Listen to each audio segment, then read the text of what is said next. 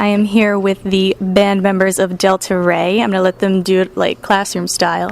Ian. I'm Brittany. I'm Grant. Mike. I'm Liz. I'm Eric. They all look so excited. Is this your first time to Philly? No, we've been a number of times before, and it's actually one of our favorite cities to play. We started playing at the Tin Angel and just sort of been working on it since then. But it's really cool. It's been a great place for us to come through. So how has the tour been so far?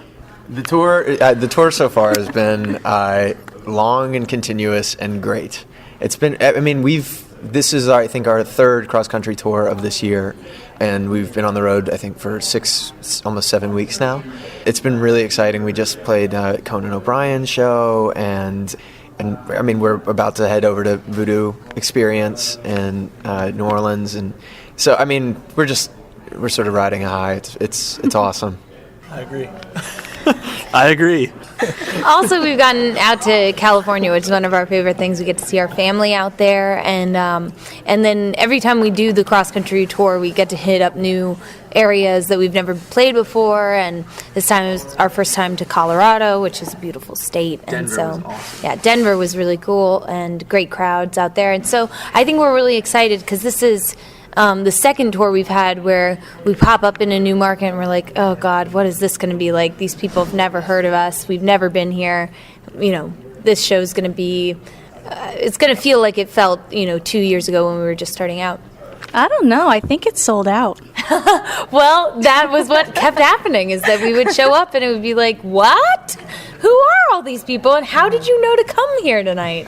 So it's been very exciting in that regard. We're really grateful. All right. Now, the debut album, Carry the Fire. Who would like to speak to what that means? Carry the Fire comes from the song Is There Anyone Out There on the album. The phrase is just meant to speak to the idea of sort of carrying the human experience from one generation to the next, and I think standing for something. And I guess that for me that song. Can I say something about that? Yeah. Going off of when Ian talks about it, Carry the Fire. I think it's. When speaking about transitioning from one generation to the next, it's really all we can do. It's the human condition is one where you have to inherit what the generation before gives you, and then you have to somehow handle that and hand it off to your kids, and I just feel like that's throughout the record. It's sort of. It's a human record. It's just trying to be honest about our experience growing up in America and share some of that. Didn't mean to steal the mic, Ian. No, yes, he did. Yeah, I did. That's the sibling quality coming out here. The siblings happen to be the most talkative of the group so far. So, Liz, what's your favorite color? Purple. Mine too. Really? Yes. Very cool. What's your favorite food? My favorite food, spiral macaroni and cheese. It's awesome. Oh, I didn't see that coming. Neither did I. Yeah. I'm nervous now. Because those were really easy questions. I'm going to ask you something really hard. I didn't see them coming. So I'm like, oh, now it's favorite food, color, shoe size. Maybe I'm just not going to ask you a question. Ooh, ouch. What's your favorite smell? What's your cookies, favorite? Oh, that's so true. He has fine. the cookies. Oh, favorite smell? Smell. I can't say. I mean, the one I think this is the funniest. No. The one that you like to smell makes you happy to smell it. I like jasmine Oh gosh, those. and baby powder. I like campfires. Campfires is a good one. There's also suntan lotion's a good one. Coconuts. That's good. Rain. Rain smells really good. Yeah, it does. I like that smell before it snows, but not when it's snowing. Right. Yeah. No, when it's Smells snowing, terrible. smells Smells terrible. You have to go inside. Right.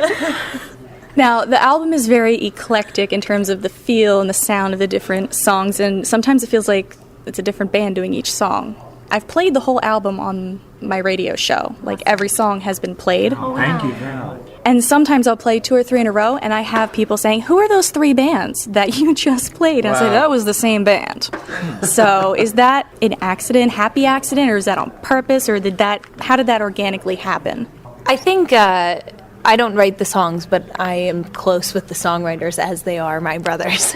But I do notice that, and I know from our experience growing up, we listen to a really wide array of music, our parents' record collection, and then our own sort of tastes as they branched off and we got older. It's, we're not limited in our influences. And I think we've got, stacked 4-part harmony, and we like to be a tight band and have, present the audience with something that we've thought through.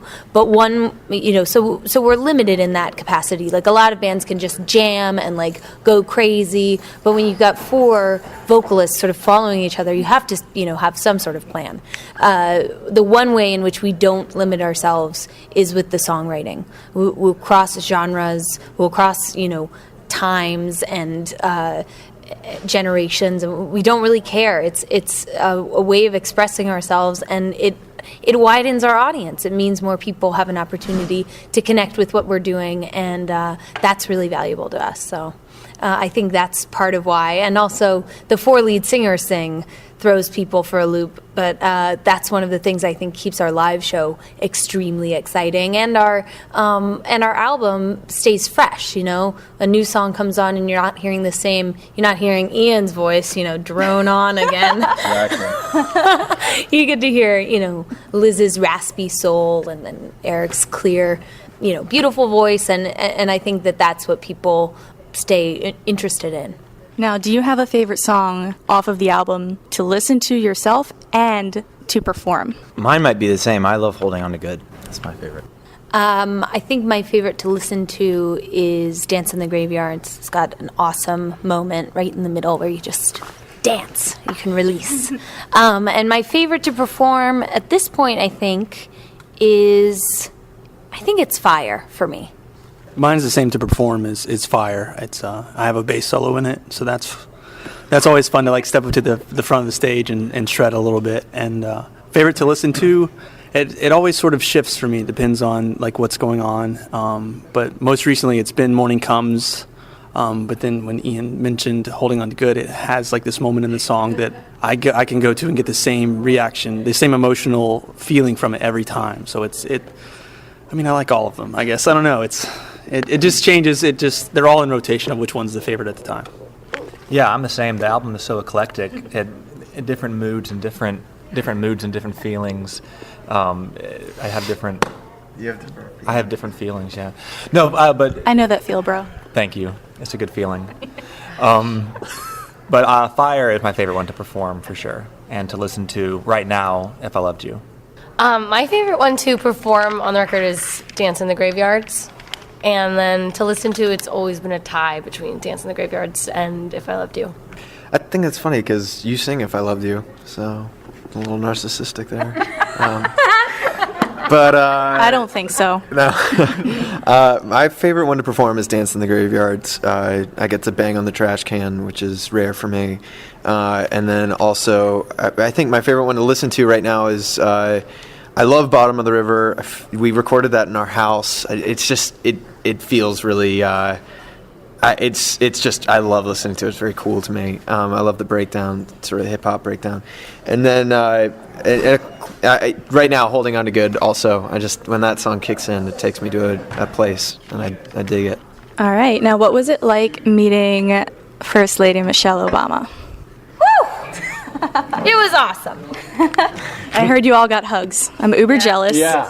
She's amazing. I was anxious to meet her because I look up to her so much as a figure, and I didn't know, if she would have the same energy in person that she does, on TV or whatever. But she absolutely did, and beyond that, just felt like a really genuine, kind, good person, and I really look up to her in my life, and I feel like she is setting one of the best examples that a woman or a first lady has set in in such a public spot, just in terms of her sort of unwavering class and strength and values. I think she's awesome. Now, you guys, you're working on a music video, or you just finished a new one? Just finished one. Just finished a new one. Now, the other two, The Morning Comes and Bottom of the River, both have such a strong there's such a visceral reaction that you get when you watch them, and there's such a strong message in both, and not necessarily exactly what the songs mean, but the videos have a very, very neat way of portraying themselves. So this next video, are you thinking it's going to be that again? The next video is almost our most straightforward. It's most true to the song in some ways. Yeah, I think you're right. Yeah, it's. I think that with the first two videos, I think a big part of what inspires that reaction is that they're one shots, and so they feel very physically sort of present. And the next one's going to be a little bit more cinematic, but I think we'll have some similar themes. I mean, we wanted to use the video medium to do something different than the songs do, and with Bottom of the River, we really wanted to tell a story, and with Morning Comes, I think it was more about the power of the song and representing, finding a way to represent physically what the song is about emotionally. So I think we just try to get inventive with the videos, as in the songs. I think we have a devotion to storytelling, and this next one I think is going to do that and have a really wonderful emotional impact as well. So I'm excited about it. I'm excited too, just so you know. What does the song Chain on Love, a song for marriage equality, mean for you as a band? It's hard to speak on behalf of the entire band, but I think we probably feel the same way. This is Eric speaking. I'm one of the siblings, and our mom has been a gay rights supporter and activist ever since we were little kids. And we lived in Marietta, Georgia, which is not the most open place, and especially to the gay lesbian population. So it was really tough, and she spoke out, and we felt the cold shoulders, and it was a very frustrating place to be, and we ended up moving, I think largely because of some of those social issues, and it just seems this issue seems so mean and wrong to me, and I think to everyone in the band, that it's one of the easiest things to say and to talk about and to reject. And I think that, for us, sharing this song around the country is important and something we take seriously and are very proud to do. I would say that growing up, I always felt like within our generation there's this emphasis on apathy, and on specifically growing up in California, there was this feeling that being chill was sort of as high a compliment as you could be paid. And I always really hated that. I thought it was really lame that being apathetic about stuff was considered valuable in some way.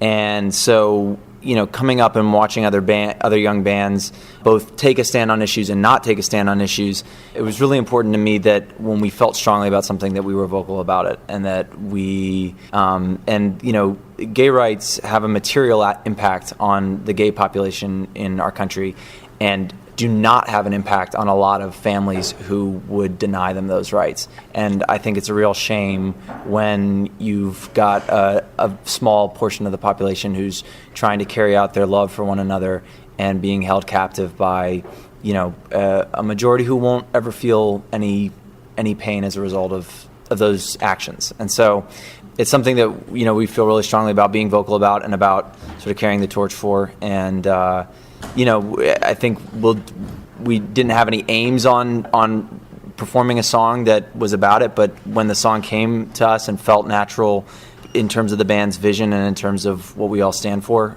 it was something that everybody really embraced. All right, thank you. Now, I want everybody to tell me one thing that they want to happen with the band in the next 2 years. It's a pop quiz. I want to tour in Europe. I want to go we've been able to see a lot of beautiful places in the country. The most recent one being Colorado. Aspen was breathtaking. But I can't wait for us to see a place that I can't connect with my own upbringing. That's completely different. The culture is completely different. I think that would be I would love that. I'm sort of waiting to get some stamps on my brand new passport. I'd love to headline Red Rocks, and I feel like, just as a representative venue that size, and then in particular that venue because of the beauty and just feeling, an audience there that is connecting with what we're doing. I think that would be an incredible milestone for me. I would like to be able to bring our significant others on tour some more. have enough room for everybody. It's a little crowded and smelly. Yeah, but that's okay. For now. For now. In 2 years, significant others. Right. Mine's a repeat. I look forward to going overseas and playing shows overseas. UK, Latin America. I think that would be awesome. I'm really excited about a show in which sort of our most grassrootsy sort of fan things are known by all. Like, people know when to clap, or they know, when to sing back to us, or I love those moments. And so I'm sort of looking forward to, in the next 2 years, having that become a more widespread thing. Like, Morning Comes. It's in the album, so you can just sort of listen along and learn when the claps are, and then we would love to see you clap at a show. Hint, hint. I think mine is, part of what's been so thrilling for me in the past 3 years has been meeting some of our heroes and meeting some of the people whose music we grew up on, and I would absolutely love to collaborate with some of those artists that we love and who we respect, and make some be friends and be creative and make beautiful art. I think that would be really thrilling. Well, thank you guys for taking the time before a show. My pleasure. Thank you. Really our pleasure, yeah. Thank you so much. Thank you for the cookies. You're welcome. That was my interview with the wonderful band members of Delta Ray, and not only are they talented, but they are an incredibly sweet, wonderful group of people. I, of course, stayed for the concert, which was perfect and wonderful and entertaining and energetic, and just, I don't have enough time in my entire show to gush. At one point, they did a cover of The Chain, Fleetwood Mac's The Chain. That was flippin' magical. It was, it gave me shivers. I can't even tell you how wonderful it was. I do have audio from it, but I'm not going to spoil you all too much tonight. I'm probably going to save that for another day. I will, however, play audio from the encore song that they did. Now, picture this. They just went off stage after their last song. Everyone's kind of starting to leave. And then the band members come out with their instruments into the middle of the audience and start playing Hey, Hey, Hey, which is one of my two favorite songs off of the album, Carry the Fire. It was wonderful and amazing. I'd never seen that, I hope you guys enjoyed my interview with them, and I hope you enjoy Hey, Hey, Hey from last night's concert. 1, 2, 3, 4.